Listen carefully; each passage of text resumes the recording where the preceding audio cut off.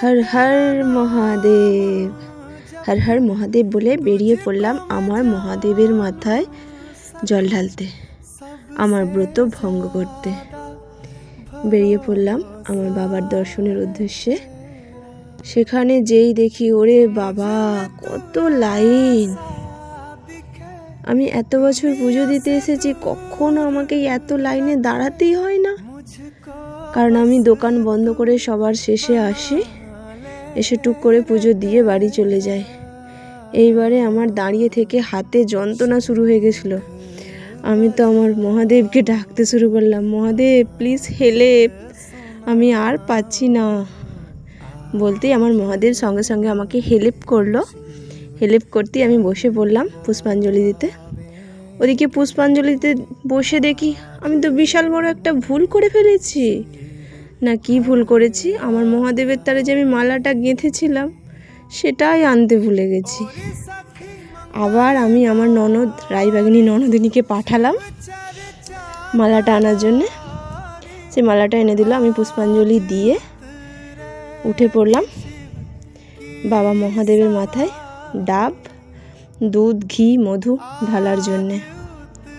পুরোহিত মশাইকে তার পাওনা দিয়ে এবার আমি আমার সারা দিনের উপোস কষ্ট, এইখানে এসে সব ক্লান্তি দূর হয়ে যায়।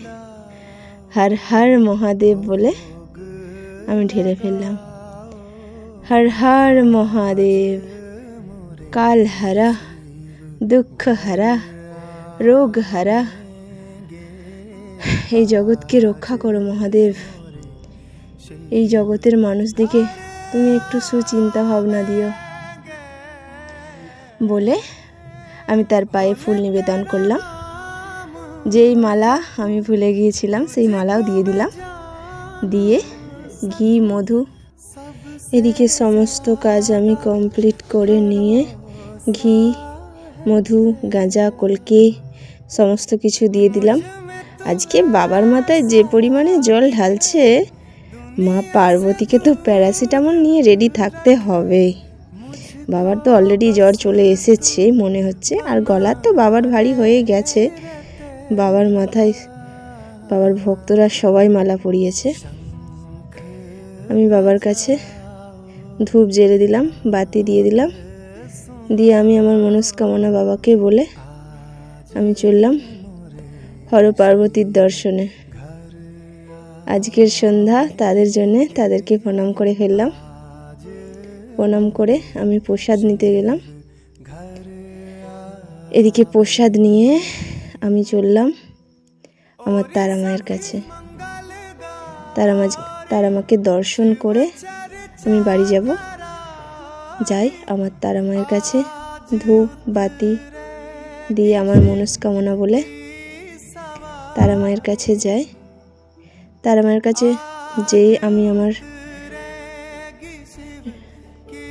সজটা রেখে দিলাম। রেখে দিয়ে আমি ধূপ ধরিয়ে দিলাম। ধূপ ধরিয়ে এদিকে ধূপ দিয়ে দিলাম। এদিকে আমি ধূপ দিয়ে প্রণাম করার সময় দিদিভাই চলে এলো, দুজন মিলে একসাথে ধূপ দিয়ে দিলাম।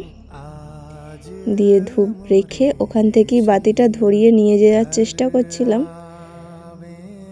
বাতিটা নিভে যাচ্ছিল, কিন্তু তারা মা আমার কথা শুনলো, তাই এদিক থেকেই বাতিটা ধরিয়ে আমি ওদিকে নিয়ে এসে বাতিটা দিয়ে দিলাম। বাতিটা দিয়ে আমার তারা মায়ের মুখটা, এত সুন্দর মুখটা না দেখে চলে গেলে কি হয়। চললাম আমার তারা মায়ের কাছে। জয় মা তারা বলে তার কাছে মাথা নত করে আমি জানালাম, মা গো, এই জগৎকে রক্ষা করার জন্যে তুমি আছো, তাই তুমি তোমার খেয়ালটা রেখো মা। তুমি ভালো থেকো, ভালো